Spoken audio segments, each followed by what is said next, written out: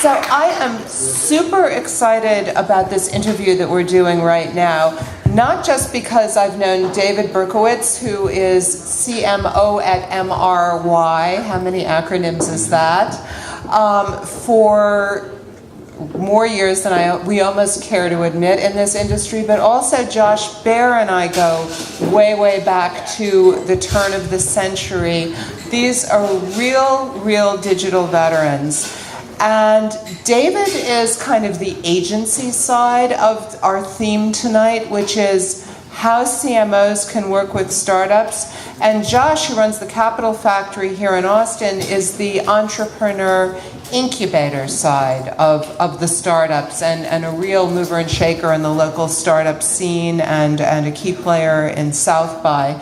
So I'm going to throw the big question out to you before we get in the weeds a little bit. Why should CMOs work with startups? You know, there's IBM, there's Adobe, nobody ever got fired for working with those guys.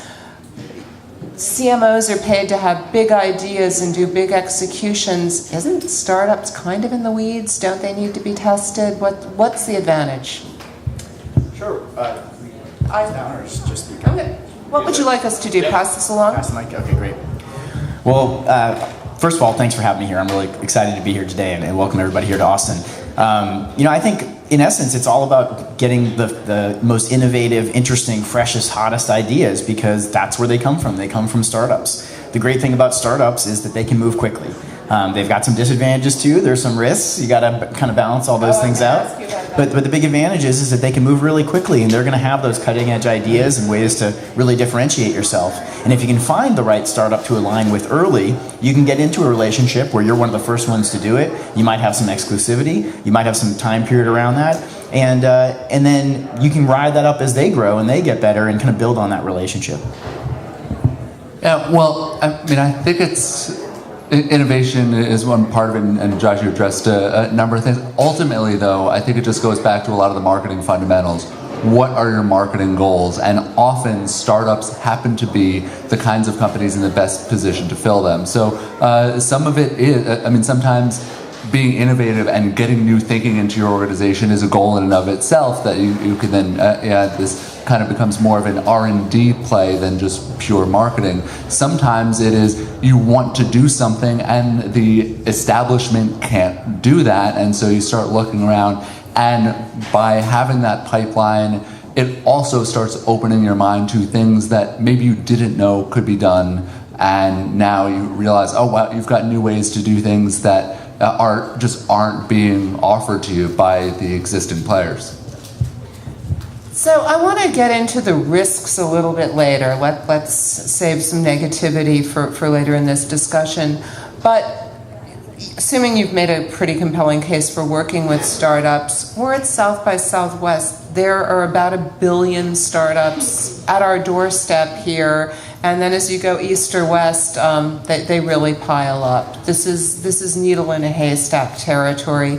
How do CMOs identify the startups they want to work with? How do they even know that they're out there? How do you match the idea to the startup if you don't even know that there is a startup for the idea? Yeah, well, I'll say this in the least biased way possible. Often this is where agencies, or frankly, just it might be a marketing manager or marketing director, someone on your team, or someone through one of your partners should be tasked with, and usually there are going to be several people looking at various aspects of this, but a CMO is not going to be able to meet with everyone who comes to their door. It's like every startup says they want to meet with the CMO. Frankly, from the agency side, we all say, oh yeah, want to have a great relationship with the CMO, but that's not usually who we need to talk to day in, day out to get our job done. So same is true for startups. So, and the great thing is that you can decide how interested you are in having that hands-on experience with it, assuming you don't have enough hours a day, because no one does, to deal with it. Some of it is just making sure you're keeping an eye on things, reading a couple things, whether it's a TechCrunch or a VentureBeat or The Verge or something that just keeps you literate and being able to talk to their language, making sure that you create this atmosphere that's welcoming for new ideas, so that whether it's your team or your agencies, when they're bringing these things to you, it's not this kind of culture of no where they're shut down to begin with. And the great thing is, from the a huge number of brands that I've worked with over the years precisely on bringing new startups to them, those that I really like working with are those that want to hear from me. And then those that I realize, like, okay, it just becomes a bit of lip service, and they want a few startups to check off and just make it seem like they're doing something a little more cutting edge, but not really invest the time in it. Then I'm going to turn my energies elsewhere, and there are more and more of the kinds of people out there that want to just take the time and figure out how to use some new technologies and learn things that maybe distract them a bit from their day job but have dividends later. Yeah, those are great suggestions. Kind of building on that, to start with, I think it's all about finding a trusted partner, somebody that you believe in and that is kind of has that spark, because it's somewhat of a networking thing. It's almost like finding a great real estate opportunity. Those things come on the market, and some people are in the know, and they know when those things happen. And there are people like that for startups. And so sometimes that might be your agency, where they're meeting with lots of them and trying out new things. They know what other clients have tried. And there's other opportunities too. It might be something like a startup incubator, an accelerator, where they're kind of curating the best startups from the certain geography or other industries, and then they have demo days or pitch days where they put them up on stage, and you can go and kind of see a selection of the best ones that they picked. And at South by Southwest, there's a dozen of those pitch competitions happening with different focuses in different places. And then the last thing would be really finding that person that's going to maybe be the leader for you, that maybe is somebody that you can fast follow, somebody that's trying those things ahead, and you can watch some of the things they do. Maybe they're not even a competitor, but in an adjacent industry, and that you're kind of comparing notes with and trying things out too. And I do want to second that point as far as what Josh is saying about working with, whether it's accelerators or incubators or just any kind of venture capital firm that you trust and develop a relationship with. It's fantastic, because they're going to inherently be limiting, right? Like, there are a handful of VCs that I talk to on at least a somewhat regular basis. I don't deal with the vast majority of VC firms. Josh and I, we haven't had the pleasure of meeting until now. So it's like, I'm going to be limited. I'm not going to know inherently all the companies that he's dealing with. But it's so helpful just to have a few of those filters out there, and at least I know that there are a couple people who will bring me ideas and listen to the kinds of things I'm looking for, and that can be tremendously valuable. Yeah, and I'm going to throw in research analysts like myself spend a huge amount of time. I dedicate at least one day a week to briefings with startups. And I've got a fairly formal process for vetting them. But CMOs don't necessarily have that. So with a relationship, a new relationship, professionally, personally, always comes some risk. But with a startup comes a bit of more inherent risk. How do you vet a startup? How do you ascertain if they can scale, if they're going to deliver? What kind of guardrails can you put in place to mitigate the risk of deliverability, risk to the brand, financial, etc.? I'll use a specific example that I haven't totally gotten clearance from, but I think both parties would be okay with me bringing this up. So when I worked in my previous agency, I worked with Kraft, and we were doing a pilot with a company called Local Response, and this was a kind of local social targeting company, and full disclosure, I'm still an advisor with Local Response, but when we brought this up to the client, we gave a list of everything that could go wrong, and I think the account team was fantastic, and they said, you know what, they don't have a great relationship with Twitter yet, that's not fully baked, there's stuff that people might receive these messages and it could come off as spam. It was a very long list. We still said, for the kind of thing you want to do right now, this is actually a very creative, interesting idea, this whole this notion of social retargeting, we think it could be interesting.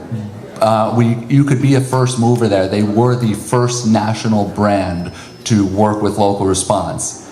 And it was as we realized before local response was ready to do that program. And so the following South by Southwest, I had dinner with Ed Kaczmarek, who some of you may know,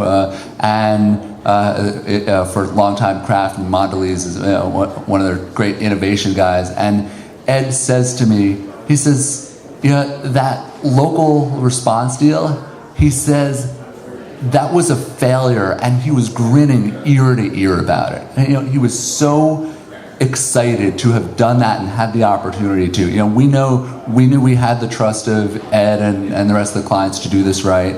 And we warned him about everything, so we felt like we had a pretty good conscience going into it, and he still wanted to work with us to do more and keep pushing that envelope. And we did other things that were outright successes, but mitigating failure wasn't really the main goal of that. It was just being aware of what could go wrong, being honest, and being good partners. And I think that goes such a long way. And if you can work with someone, especially from my side, where you're working with a brand where they can say they've failed and have a smile on their face, I think it's just this great experience for everyone.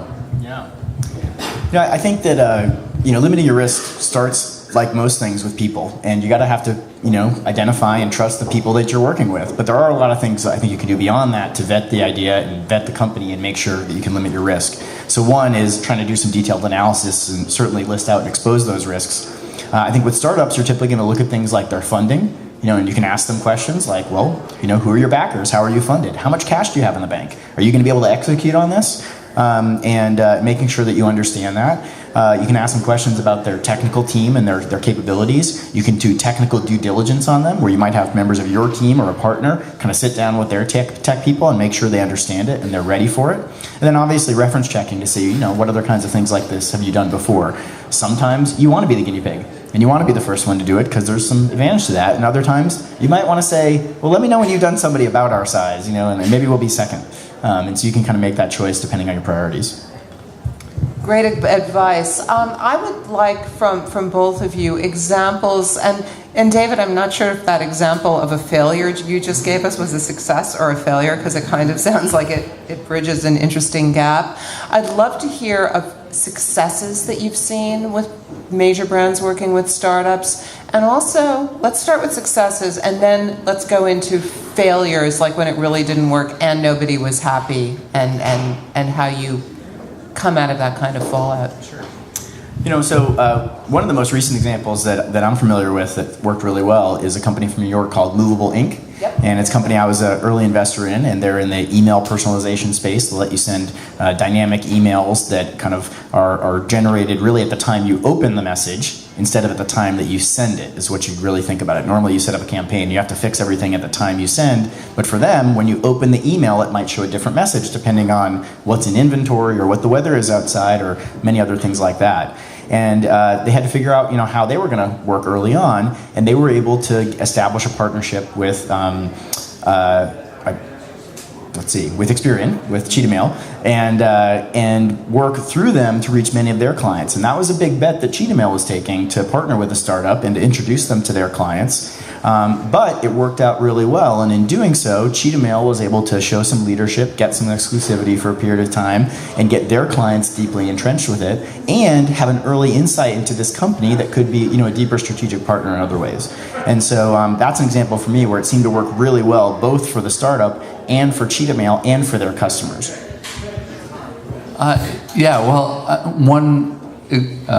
One example that was a lot of fun for MRY to work on was working with Coke, which launched a program called Placeless, and it was built on Facebook and Spotify. And so the whole idea was, Coke clearly heavily invested in music, and so they wanted to add this local layer and a very personal layer to how people experience music. So they launched a tech product, which was pretty fascinating in its own right, where people were able to create a custom playlist for any location, and so it was using a lot of social data from Facebook. It was working with Spotify and adding another layer to it, creating a whole custom experience around it. And this was something that otherwise just didn't exist out there. It was actually one of very few pilot programs that Facebook has worked on that intensively, and with brands and other partners directly. It was a very long process in terms of like shifting ownership for it, but it was really an incredible experience for everyone involved. Okay, let's flip this on its head and let's hear the tale of woe when a startup relationship really didn't work. But rather than just make it a train wreck story, let's have a takeaway or a lesson learned. You got any specific ones? The failure one from before I can cite, just because it was a failure, but they went on to live another day. There was an example, actually. I like South by Southwest examples because where we are, but there was one last year where there was a startup that really wanted to work with another CPG brand on doing some custom integration into their app ahead of the festival. And so I had a meeting with the startup founder and their team and a senior person from the brand. Had some good ideas out there. I was actually really worried about the length of time that it would take to do this right, and the amount of time we had. It was already well into February by the time we were in the midst of these planning meetings. And so basically I was really focused on damage control at that time and just hoping that this would be the least bad idea to come out of it. And ultimately the startup founder then CC'd me on a note directly to the brand person and said, David approved this whole idea, and so you should really go ahead with it. And I was livid, and she just totally put words in my mouth. And to this day, I will not work with this company. It was such a big breach of trust, and I like this person a lot, and I liked the company for a while, but it wasn't also. It's not a Spotify. It's not a company I need to work with, and it was just so horrifying to see that when she could potentially ruin my relationship with this client and misrepresent. There's so many startups out there that I can't afford any of them to be dangerous and put me in a situation of unnecessary risk. Yeah. Do you have another example? I don't really have a specific example, but I think what I would think about when you ask that question is just one of the ways that you limit that. And I think one reason why I'm having trouble thinking of this, these kind of failure cases, is what's much more common is you run a limited test. And many times the limited test doesn't work perfectly the first time. And sometimes that just means that you don't get the results you wanted. Often that's it, and it takes some tuning or some practice. And other times, maybe there's some negative feedback or other things. But the way that you really limit that is by, and this is kind of obvious, but you don't roll it out to everybody at once. And you find ways to kind of dip your toe in the water, and that can really help prevent that and keep something from being a disaster and actually turn it into a learning experience that eventually works. So let's say I'm a CMO and I would love to do something innovative, and I'm at South by Southwest and I'm inspired, but it's kind of a morass here. It's hard to just surface something and find the needle in a haystack, but I come home energized. I want to do a project with a startup that is going to further some brand or marketing goal. How do I get started? What are some pragmatic first steps? I think this is great. I was actually just at the Consumer Electronics Show and dealing with this firsthand, where we had a number of clients from a certain healthcare company come out and join us, and we actually did a startup day for them and had 8 companies and present to them. And what I thought was really phenomenal was not just the kind of interest they had and what I was actually worried was going to be too much programming at this event, but it was the right kind of group to lean forward. But that ultimately the most senior person in the room from the client side was setting timetables before they all went and broke for dinner. And so even though it was a very long day, just having this kind of action plan and saying, within X number of days or weeks, we want to start meeting with a certain number of these companies and come up with an idea and make sure, especially for CMOs and other marketing leaders in the room, it's like your buy-in can't be valued highly enough, and that's going to set the tone. However good the idea is from someone who reports to you, first of all, it's going to be so much better if they know they have your support going into it, and for you to really empower them to say, you know what, this is what a real plan looks like, and not just lead us into, let's do some kind of fluffy partnership. It's already led to real opportunities happening from the healthcare brand I mentioned, and I've rarely seen it work that well, but it was just so organized and everyone was so motivated to actually do something about it. So, it's like anything else. It takes a real planning and time commitment. Yeah, I think some of the first things I'd think about is really just understanding your own business first and then the market that you're going after. And so as you think about working with a startup, you're going to want to think about what areas of your business is it going to have the highest impact? Where do you need that X factor? Where do you need that extra juice? And where do you see the most opportunity? And once you identify that, don't just go with the first startup that you come across. I think a lot of people, when they find something innovative or new, they don't even think to go find out what else is out there because they haven't heard of something like this before, and so they just jump on the first thing they come across. And the way startup ideas work, almost nobody has the only idea. It doesn't mean they even copy each other, but if you see one company with a good idea, there's a darn good chance there's 2 or 3 others doing that same thing in another way. And so it's worth it to take a step back and try to get a lay of the land and understand who's playing in this space, what are they doing, what are my options, and not necessarily just jump with the first thing that you come across. So the audience here today is mostly senior marketers and CMOs, but I would love to hear, since you guys are alone in the room with the startups before the startups get to be in a room with this audience, what's your advice to them? What do you tell them that they need to bring to the table before they get to meet with the senior VP of digital or the CMO or the person who really can write that ticket and give them a chance? Sure. I think a lot of the advice we give them is about how to prepare themselves and set expectations properly. A good friend of mine, who's another entrepreneur, is saying that customer service equals expectations minus reality.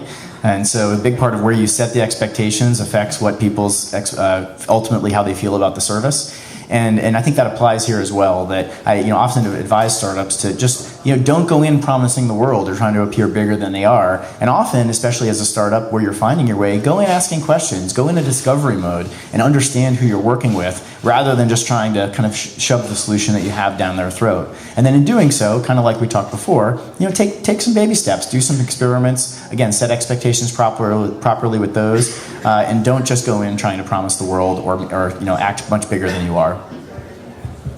That's great, and some of it is I have a lot of empathy for startups. I've worked also, and not just at a startup early on, but for small agencies that then became much bigger agencies. But one of the things I appreciated was at first when I was working at these very small agencies, it was like all about trying to trumpet ourselves and prove ourselves. But it was a very big learning curve before any of them got to the point where it sounded like they really understood what mattered to these senior marketers. And so I've had to go through that process, and often it involves bringing in the kind of talent and experience that helps do that. And so much of it goes back to helping startups really understand what the goals are of the people in that room, trying to find that out. And it's so amazing. Just to give a positive example, there's a company based in New York called PopTip, and they've got a wonderful young woman who founded it, Kelsey Falter. And when I first met Kelsey, I think it was a couple of years ago now, and I sat across from her, and I was just so blown away how she was speaking the language of what mattered to brands like the kinds I've worked with better than many of the people that I've worked with over the years. And I couldn't believe, and I knew no matter what, she'd just be really successful because she was just speaking in a way as far as here's how we're going to demonstrate the value to the brand, and how they're going to deal with some of the silos that often happen in marketing organizations. And it was so far ahead of her. Like you'd think she'd have 6 MBAs and doctorates, but she just had this kind of grasp of it. For most people, including myself, it's taken far more of that actual learning process the hard way, and so just trying to help them get there is a big part of the job. Yeah, and I think that point about goals is really important. When it's not, part of it is understanding their goals. And another piece of advice that we often give startups is to be asked very explicitly, how will you measure the success of this program or this campaign? And that might be obvious to, a more experienced executive or marketer, but a lot of startups don't think to ask that. And they go in with their own assumptions about what the goals are and what's going to be success. And they get to the end and they think it works great, and then their partner doesn't, and they don't understand why it doesn't renew. And so, again, getting back to expectations, setting those really clearly up front about, how are you going to measure the success of this and make sure they're focused on it. And to the CMOs out there, I encourage you to really think hard about that question and to be honest and to try to give them that feedback, because they're going to run really fast in whatever direction you point them in. So get them pointed in the right direction before they start. Obviously, there's benefit for startups for brands in working with startups, being nimble, being innovative, being cutting edge. And there are benefits for startups as well, such as proof of concept, possibly working at a lower price point. So that exclusivity, and this gets into the negotiation with the startup. What are the asks that CMOs should consider when they're negotiating deals with startups? Well, I think I'm sure there's a long list of different things you could do, and part of getting a deal done is not making it too complicated. But some of the things I'd think about in particular are if it's an early stage technology and you're going to incorporate it or rely on it heavily, a common request is to ask for a source code escrow, where you basically can say, look, we'll go ahead and work with you guys, and as long as you're viable and going, this is good. But if you go out of business or can no longer provide the service to us, at that time, we're going to be able to take the code over ourselves and run it ourselves. Because if you really want us to bet on this and depend on it, then we need to know that even if you don't make it, we can keep running with this platform. And I think that's one smart thing to do, depending on the technology that you might be adopting or working with.